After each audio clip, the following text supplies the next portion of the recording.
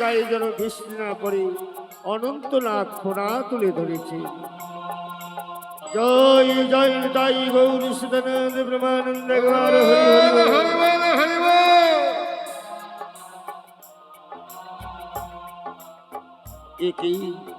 এই বিশাল যমুনা আমি কি করে পাড়ি দেব? আর যমুনা কি করছে?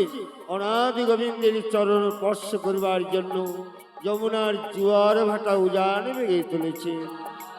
শ্রীগাল বলছে, বসুদেব বসুদেব,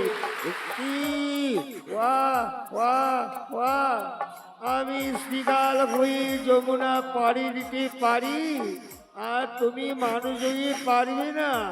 এসো এসো আমার সঙ্গে। ভক্তি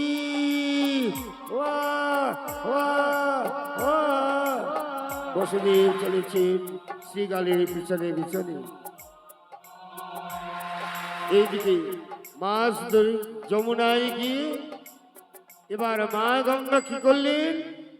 অনাদি গোবিন্দকে যমুনার কোল থেকে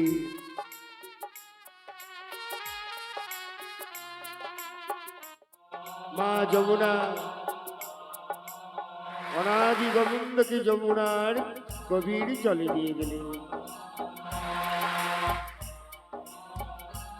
দেখি আমার গোপাল কোথায়?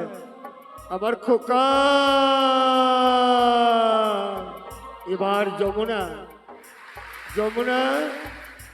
অনাদি গোবিন্দকে বিয়ে কোলে করে নিয়ে যমুনার গভীর জলে।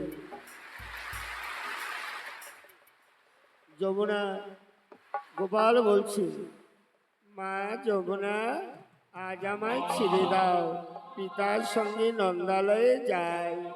আমি তোমার মনোবাসনা পূর্ণ করব। বৃন্দাবনে লীলা সমাপ্ত করে তোমার যমুনার কুলে নৌকা বিলাসে লীলা করে যুগল তরিতে দর্শন দেব। তখনই মা যমুনা তাকে ছেড়ে দিয়েছে। আবার এই তো আমার খোকা খোকা।